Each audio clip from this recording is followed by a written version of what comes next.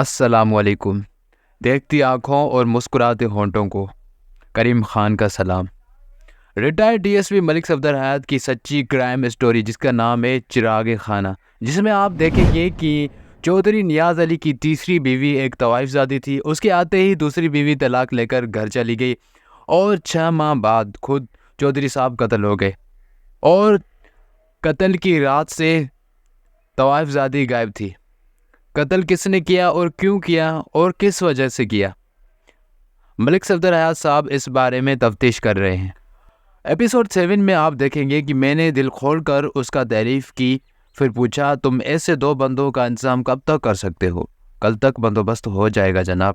شاباش، میں نے کرسی کی پشت گاہ سے ٹیک لگاتے ہوئے کہا، ان بندوں کو اچھی طرح سمجھا دینا کہ انہیں تھوڑی بہت ایکٹنگ بھی کرنا پڑے گی، ان کا رول میں خود سمجھا دوں گا انہیں۔ کون سی فلم کی شوٹنگ ہے جناب؟ حقیقی زندگی کی فلم نا ملک صاحب، اگر واقعی کسی فلم میں ایکٹنگ کا معاملہ ہے تو مجھے موقع دیں۔ وہ خاصاً سنجیدہ نظر آ رہا تھا۔ لگتا ہے میں تو یہ شوق دل میں ہی لے کر مر جاؤں گا۔ میں نے اس صورتحال کی سنگینی کا احساس دلایا تو وہ فوراً اٹینشن ہو گیا، پھر اعتماد لہجے میں بولا، آپ فکر نہ کریں، کل دوپہر سے پہلے آپ مطلوبہ دونوں بندے آپ کے سامنے حاضر ہو جائیں گے۔ میں مطمئن ہو گیا۔ رفیق چوہان بہت باصلاحیت آدمی تھا۔ دوسرے روز میں نے ایک کانسٹیبل کو چک 32 روانہ کیا تاکہ وہ شمسو موچی اور چودھری برادران کو بلا لے۔ میں نے کانسٹیبل کو ہدایت کر دی تھی کہ وہ انہیں بتا دے کہ میں نے چودھری نیاز علی کے قاتلوں کو گرفتار کر لیا ہے۔ رفیق چوہان نے حسب وعدہ دوڑی رنگو و جبرو مجھے مہیا کر دیے تھے، جو اس وقت تھانے کی حوالات میں بند تھے۔ میں نے انہیں ان کے حصے کا کردار اچھی طرح یاد کروا دیا تھا۔ سپہر کے وقت چودھری ریاض علی شمسو موچی کے ساتھ تھانے پہنچ گیا اور اس نے آتے ہی سوال کیا، ملک صاحب، مجھے اطلاع ملی ہے کہ آپ نے بھائی صاحب کے قاتلوں کو گرفتار کر لیا ہے، کہاں ہیں وہ بدذات؟ میں نے کہا، وہ دونوں اس وقت حوالات میں بند ہے۔ شمسو کو میں نے ان کی شناخت کے لیے بلوایا ہے، انہوں نے شمسو ہی سے آپ کی حویلی کا راستہ پوچھا تھا۔ اچھا، تو آپ نے جبرو اور رنگو کو گرفتار کیا ہے؟ جی ہاں، بڑی مشکل سے ہاتھ آئے ہیں۔ شیطان کی اولاد، کیا انہوں نے بھائی صاحب کی قتل کا اقبال کر لیا ہے؟ ریاض علی نے پوچھا۔ میں نے جواب دیا، اقبال جرم بھی کروا لیں گے چودھری صاحب، پہلے ان کی شناخت تو ہو جائے۔ پھر میں نے ایک کانسٹیبل کو حکم دیا کہ وہ حوالدار سے کہے وہ رنگو اور جبرو کو میرے سامنے حاضر کرے۔ تھوڑی ہی دیر کے بعد فرضی رنگو اور جبرو میرے سامنے سر جھکائے کھڑے تھے۔ میں نے شمسو کو اشارہ کیا اور کہا کہ وہ بغور ان دونوں کو دیکھے اور پہچاننے کی کوشش کرے۔ شمسو نے کوئی کوشش کیے بغیر ہی فتویٰ صادر کر دیا، تھانے دار صاحب، یہ وہی دونوں افراد ہیں، مجھے اچھی طرح یاد ہے، انہوں نے ہی مجھ سے چودھری صاحب کی حویلی کا پتہ پوچھا تھا۔ کیا تم یہ بات پورے یقین سے کہہ رہے ہو؟ مجھے پکا یقین ہے سرکار، وہ ڈھٹائی سے بولا، میری آنکھیں دھوکہ نہیں کھا سکتی۔ یہی رنگو اور جبرو ہیں جنہوں نے 8 اکتوبر کی شام مجھ سے، میں نے ایک زناٹے دار تھپڑ شمسو موچی کے گال پر رسید کیا تو اس کا جملہ ادھورا ہی رہ گیا۔ میں نے گرج کر کہا، حرام کے تخم، مجھ سے جھوٹ بولتا ہے؟ کمرے میں ایک سناٹا چھا گیا۔ چودھری ریاض علی ہکا بکا مجھے دیکھ رہا تھا۔ شمسو موچی میرے قدموں میں گر کر معافی تلافی کرنے لگا۔ وہ بار بار مجھے یقین دلانے کی کوشش کر رہا تھا کہ اس نے رنگو اور جبرو کو پہچاننے میں کوئی غلطی نہیں کی تھی۔ میں نے حوالدار کو حکم دیا ہے کہ وہ شمسو موچی کو پکڑ کر حوالات میں بند کر دے۔ حوالدار لپک کر آگے بڑھا اور شمسو کو تقریباً گھسیٹتے ہوئے کمرے سے باہر لے گیا۔ چودھری ریاض علی نے مجھ سے پوچھا، یہ کیا ماجرا ہے ملک صاحب؟ میں شمسو سے پوچھ گچھ کے بعد تمہارے سوال کا جواب دوں گا۔ میں نے رکھائی سے کہا، آج کی رات یہ ہمارا مہمان رہے گا۔ چودھری ریاض علی نے مجھے کوریدنے کی بہت کوشش کی، لیکن پھر مایوس ہو کر اپنے چک واپس لوٹ گیا۔ اس کے جانے کے بعد میں نے شمسو موچی کو ٹرائل روم پوچھ گچھ کا کمرہ، بس مجرم اسے عقوبت خانہ بھی کہتے ہیں، پولیس کی زبان میں اسے بنگلہ یا ڈرائنگ روم بھی کہا جاتا ہے۔ میں نے طلب کر لیا اور اس پر دبا آزمائی کرنے لگا۔ وہ کچا مجرم تھا، آدھے گھنٹے کی محنت کے بعد ہی اس نے سب کچھ اگل دیا۔ اس نے اتنا بڑا جھوٹ چودھری اکرم علی کے حکم پر بولا تھا، گویا اس نے ہمیں مس گائیڈ کرنے کی کوشش کی تھی۔ چودھری نے اس کام کے لیے شمسو کو 100 روپے انعام بھی دیا تھا۔ میں اسی وقت چک 32 جانے کا ارادہ رکھتا تھا، لیکن جب شمسو نے مجھے بتایا کہ چودھری اکرم علی آج صبح سے لاہور گیا ہوا تھا تو میں نے اپنا ارادہ ملتوی کر دیا۔ شمسو کو میں نے حوالدار کے حوالے کیا اور آرام کرنے اپنے سرکاری کوارٹر میں چلا گیا۔ اس وقت میرے ذہن میں بس ایک ہی سوال چکرا رہا تھا، چودھری اکرم علی میری تفتیش کی گاڑی کو غلط راستے پر ڈال کر کون سا فائدہ حاصل کرنا چاہتا تھا؟ کیا وہ اپنے بڑے بھائی کے قتل میں ملوث تھا؟ اس سوال کا جواب چودھری اکرم ہی دے سکتا تھا۔ دوسری صبح ہی چک 32 جانے کا ارادہ کر ہی رہا تھا کہ ایک اہم اور سنسنی خیز اطلاع نے میری قدموں میں زنجیر ڈال دی۔ نازلی سے متعلق گمشدگی کی خبر اور اس کی تصویر کو شائع ہوئے چند روز ہی گزر چکے تھے۔ ضلع ہیڈ کوارٹر سے ایک اہلکار نے آ کر بتایا کہ انہیں لاہور ضلع ہیڈ کوارٹر والوں نے اطلاع دی تھی کہ نازلی محلہ کرشن نگر کے ایک گھر میں دیکھی گئی تھی۔ لاہور پولیس کی سادہ پوش اہلکار اس گھر کی مسلسل نگرانی کر رہے تھے۔ میں تذبذب کا شکار تھا کہ پہلے لاہور جاؤں یا چک 32 کی سب انسپکٹر افضل شاہ نے میری الجھن دور کر دی۔ ملک صاحب، آپ اطمینان سے چک 32 جائیں اور لاہور والے معاملے میں دیکھ لوں گا۔ شاہ جی، وہ معاملہ بڑا سنگین ہے، اچھی طرح سوچ لو۔ وہ سینہ پھیلاتے ہوئے بولا، اچھی طرح سوچ سمجھ کر ہی بات کر رہا ہوں جناب، میں آپ کی توقعات سے بڑھ کر ثابت ہوں گا۔ پھر وہاں لاہور پولیس بھی تو میری معاون ہوگی۔ وہ تو ٹھیک ہے، مگر نازلی والا معاملہ بہت حساس ہے، میں اس حساس کیس کو بڑی نفاست سے ڈیل کروں گا۔ وہ پراعتماد لہجے میں بولا، آپ بالکل مطمئن ہو کر چھوٹے چودھری کے پیچھے جائیں۔ میں نے افضل شاہ کو 2 ہوشیار قسم کے کانسٹیبل ان جمیل احمد اور شرافت علی کے ساتھ لاہور روانہ کرنے کے بعد چک 32 کا رخ کیا۔ حوالدار بہادر علی اور 2 سپاہی میرے ساتھ تھے۔ حویلی میں مقتول چودھری کی بیوہ جمیلہ سے ملاقات ہوئی۔ اس نے بتایا کہ اکرم علی ابھی لاہور سے واپس نہیں آیا تھا اور ریاض علی اس وقت ڈیرے پر تھا۔ میں اپنی نفری کو لے کر سیدھا ڈیرے پر پہنچ گیا۔ چودھری ریاض علی نے ہمارا خیر مقدم کیا اور پوچھا، ملک صاحب خیرت تو ہے؟ آج صبح ہی صبح اکرم علی کہاں ہے؟ میں نے اس کی بات کاٹتے ہوئے سوال کیا۔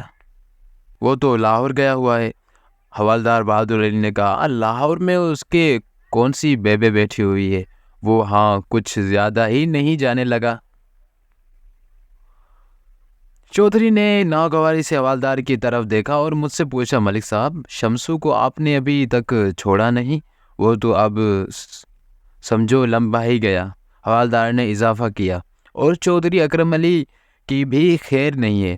یہ سب کیا ہو رہا ہے ملک صاحب؟ ریاض علی کا لہجہ حیرت میں ڈوبا ہوا تھا۔ میں نے اس کے سوال کو نظر انداز کرتے ہوئے کہا، میں تمہارے ڈیرے کی تلاشی لینے آیا ہوں۔ تلاشی؟ اس پر حیرتوں کے پہاڑ ٹوٹ رہے تھے۔ تلاشی کی کیا ضرورت پیش آ گئی جناب؟ میں نے کہا، تمہارے سوال کا جواب میں ضرورت پوری ہونے کے بعد دوں گا۔ ایک لمحے کے توقف سے میں نے پوچھا، کیا تمہیں کوئی اعتراض ہے؟ وہ متامل لہجے میں بولا، نہیں جناب، مجھے بھلا کیا اعتراض ہو سکتا ہے؟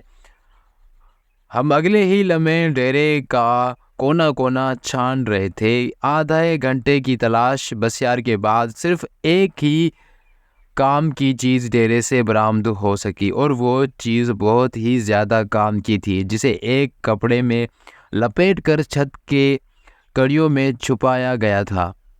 وہ 8 انچ پھل والا ایک تیز دھار خنجر تھا۔ خنجر کے پھل پر دستے کے قریب خشک خون کے آثار بھی موجود تھے۔ खंजर के फल की हालत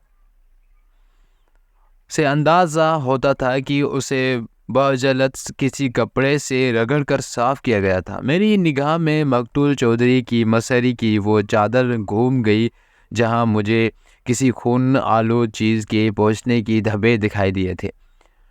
ये खंजर तुम्हारा है? मैंने वो खंजर रियाज अली की आंखों के सामने लहराते हुए पूछा। उसने नफ़ी में जवाब दिया। मैंने सख्त लहजे में कहा, फिर ये खंजर तुम्हारे छोटे भाई अकरम अली का होगा? जनाब, मैं तो उसे पहली मर्तबा देख रहा हूँ, मैंने गंभीर लहजे में कहा। चौधरी रियाज अली, शमसू ने तफ्तीश के दौरान में मुझे बताया कि उसने 100 रुपये के एवज़ वो झूठ बोला था, यानी रंगू और जबरू की आमद के बारे में इतला देने का झूठ। तुम्हें मालूम है उसने ये गलती बयानी किसके ईमान पर की थी? एक लम्हे की रुक कर मैंने उसके चेहरे के तासरात का जायज़ा लिया, फिर कहा, ऐसा करने के लिए चौधरी अकरम अली ने उसे पूरे 100 रुपये इनाम दिए थे। ये कैसे हो सकता है? वो ऐसे उछला जैसे किसी बिच्छू ने डंक मार दिया हो। अकरम अली ये हरकत कैसे कर सकता है? हमारी तफ्तीश को गलत रुख पर डालने के लिए। मगर क्यों? वो हथे चढ़ जाए तो तुम्हारी क्यों का जवाब भी मिल जाएगा। वो परेशानी से अपनी पेशानी को मसलने लगा। मैंने कहा, चौधरी रियाज अली, मुझे शुबा है कि अकरम अली मकतूल चौधरी के कत्ल में मुलव्वस है। ये कैसे मुमकिन है? इस दुनिया में सब कुछ होता है प्यारे, मैंने खीज अंदाज में कहा। चौधरी रियाज अली मुसलसल नफ़ी में सर हिलाए जा रहा था। हम हवेली में रुककर दोपहर तक अकरम अली की वापसी का इंतज़ार करते रहे। वो जब नहीं आया तो मैंने हवलदार को दोनों सिपाहियों के वहीं छोड़ा और ख़ुद थाने आ गया। मैंने हवलदार को हिदायत कर दी थी कि जैसे ही अकरम अली वहाँ पहुँचे वो फिलफौर से गिरफ़्तार करके थाने ले आए। सब इंस्पेक्टर अफजल शाह की वापसी रात 9 बजे के करीब हुई।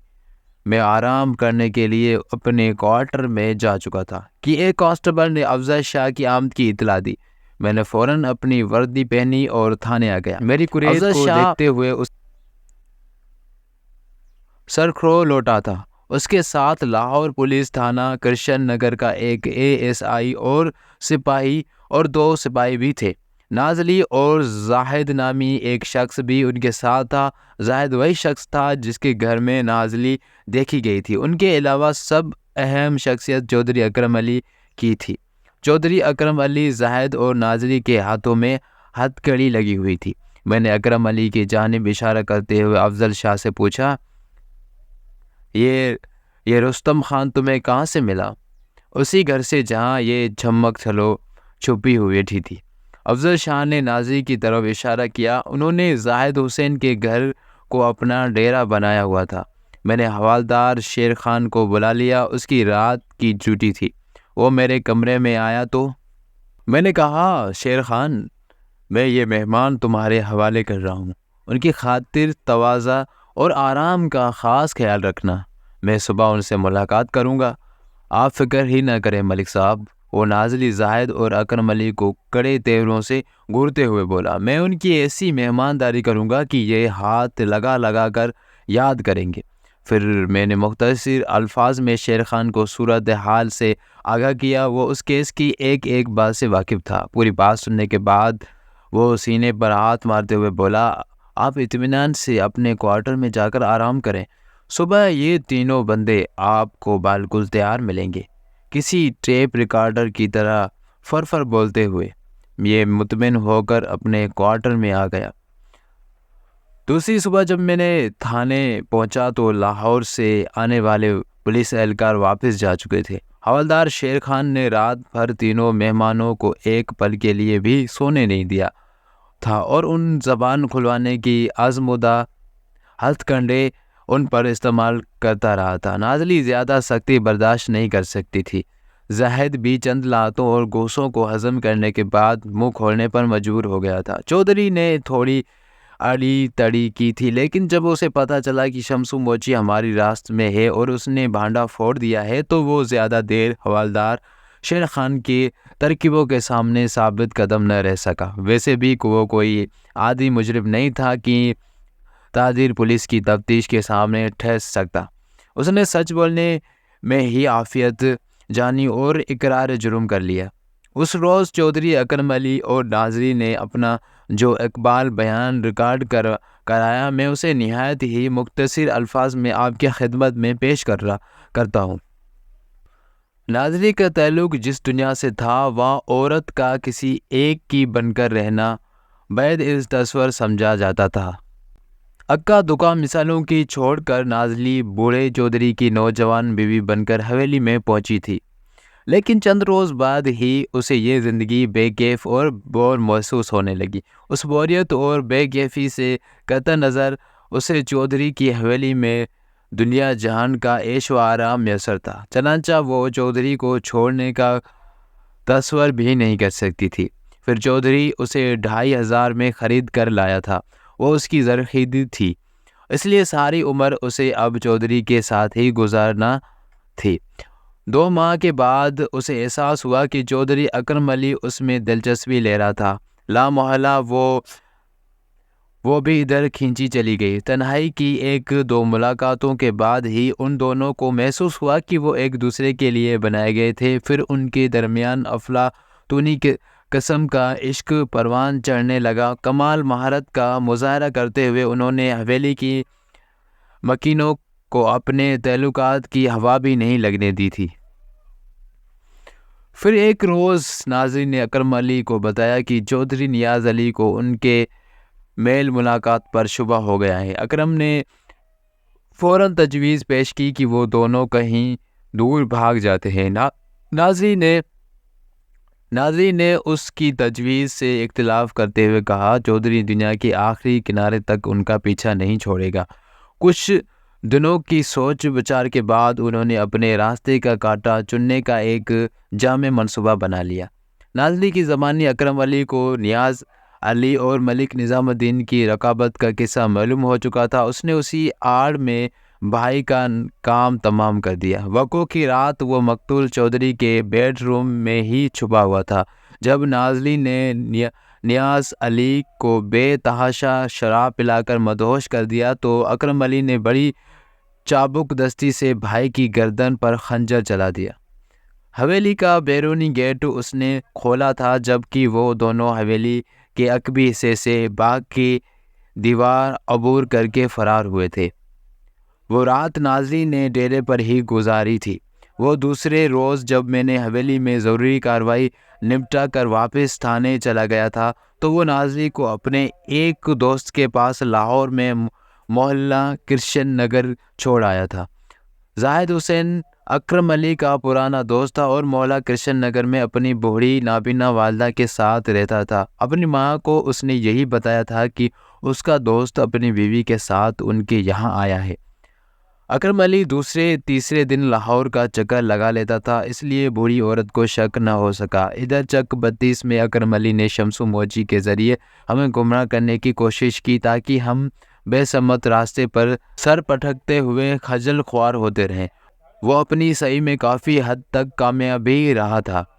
میرے استفسار پر اکرم علی نے اپنے مستقبل کے منصوبے کے بارے میں کوئی واضح بات نہیں بتائی تھی۔ اس نے بس یہی کہا تھا کہ جب چودھری نیاز علی کے قتل کا معاملہ ٹھنڈا پڑ جاتا تو پھر وہ آئندہ کے لیے لائحہ عمل تیار کرتے۔ بہرحال وہ ناظری کو دوبارہ حویلی میں لانے کا ارادہ رکھتا تھا، لیکن اس طرح کہ اس کی مظلومیت اور بے گناہی بھی مسلم اور اکرم علی کی اپنی ذات بھی شک و شبہ سے بالاتر رہے، لیکن اسے بسا آرزو کے خاک شدہ ناظری شمع محفل تھی۔ چودھری نیاز علی نے اسے گھر کی زینت بنانے کی کوشش کی تھی، لیکن اس کے جہان سوز حسن کے بھول بھلیوں میں کھو کر چودھری اکرم علی چراغ خانہ بن گیا تھا۔ پھر اس چراغ خانہ کی بھڑکتی لو نے سب کچھ جلا کر خاک خستر کر دیا۔ برسوں پہلے شاید ایسے ہی موقع کے لیے کسی شاعر نے یہ شعر کہا تھا، دل کے پھپھولے جل اٹھے سینے کے چراغ سے، اس گھر کو آگ لگ گئی گھر کے چراغ سے۔ تو ڈیئر فرینڈس، یہ تھی ریٹائرڈ ڈی ایس پی ملک صفدر حیات کی کرائم اسٹوری جو ان کی تفتیش کے دوران پیش آئی۔ امید ہے آپ کو یہ ہماری کرائم اسٹوری بہت پسند آئی ہوگی۔ اگر آپ کو پسند آئی ہو تو کمنٹ میں اپنی قیمتی رائے کا اظہار ضرور کیجیے گا اور ضرور بتائیے گا کہ آپ کو یہ ہماری کہانی کرائم اسٹوری ملک صفدر حیات کی کیسی لگی۔ اس طرح کی مزید اچھی اور سچی کرائم اسٹوریز کے لیے ہمارے یوٹیوب چینل اردو انوکھی کہانیاں کو سبسکرائب کر دیں تاکہ ہماری ہر نیو اپڈیٹ آپ تک پہنچ سکے۔ میں ہوں کریم کے۔ السلام علیکم۔